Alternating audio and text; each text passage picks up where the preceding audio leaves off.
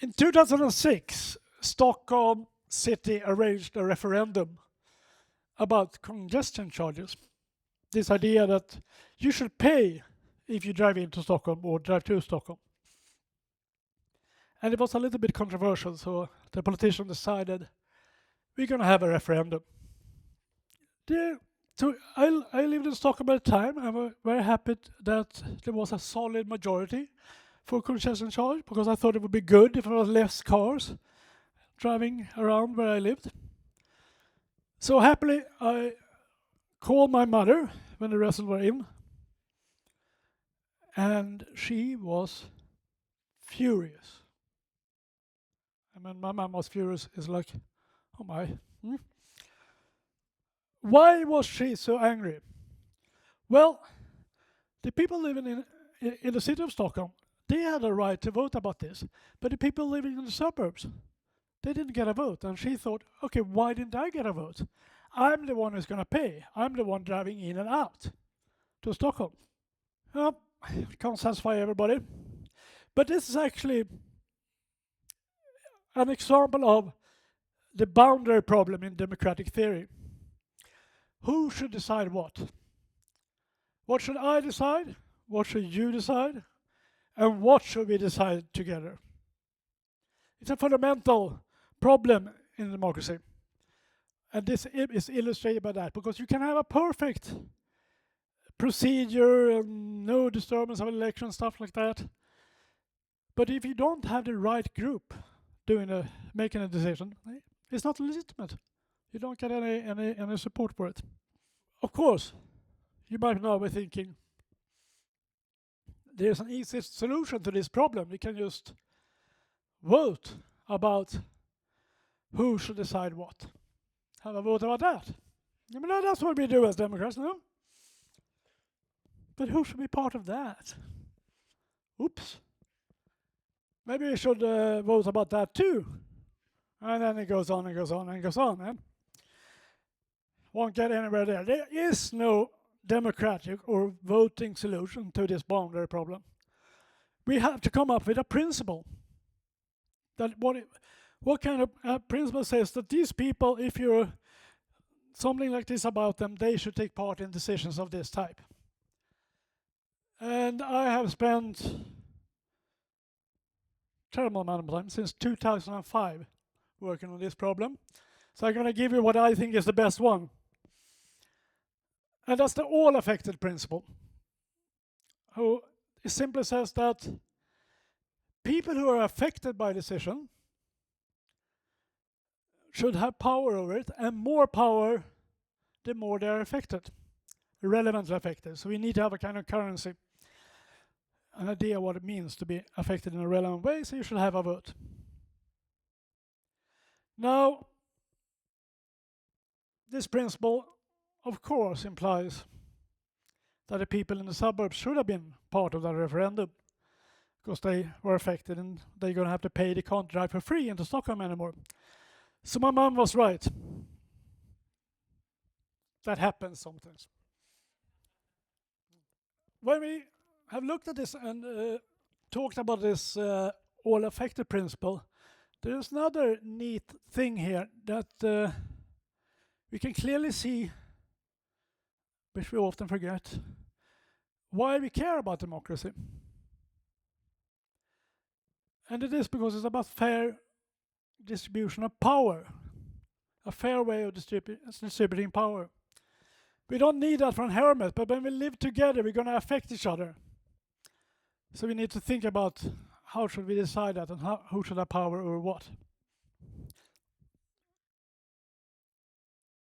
Also, we need then, when we see democracy as part of this all-affected principle, fair distribution of power, we need to think again about what organizations are suitable candidates for democratic rule.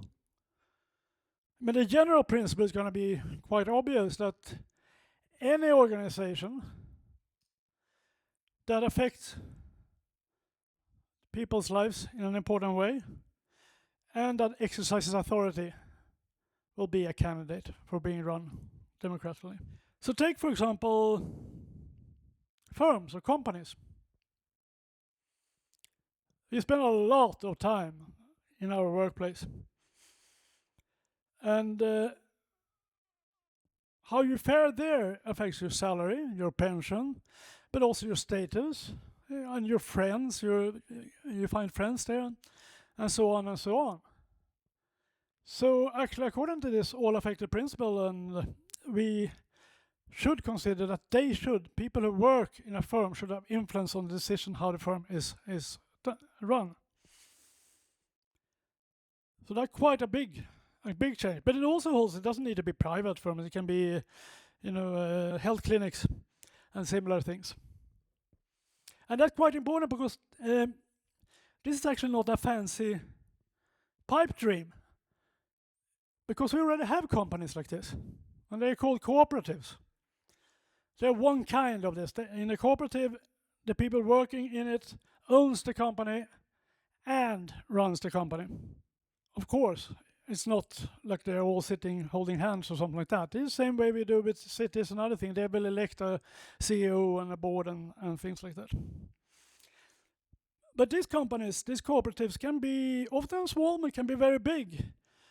And very, very big. So we have Mondragon in Spain, 85,000 employees. They make everything from teapots to NATO components. We are John Lewis in United Kingdom, 75,000 employees. That owns Waitrose and also provides financial services. So these are big, successful companies.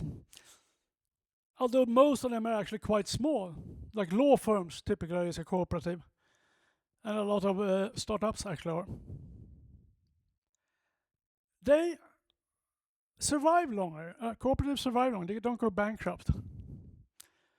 They have enormously much higher staff satisfaction and retention rate, which could be good to think about if you kind of look at how satisfied people are working for hospital or health clinics in Sweden, for example. Not very good. So we know that this exists and they can do it and they are very, very good. So I think here you can actually do something yourself. You can promote democracy by starting a cooperative or pushing that your football club or whatever should be run more democratically.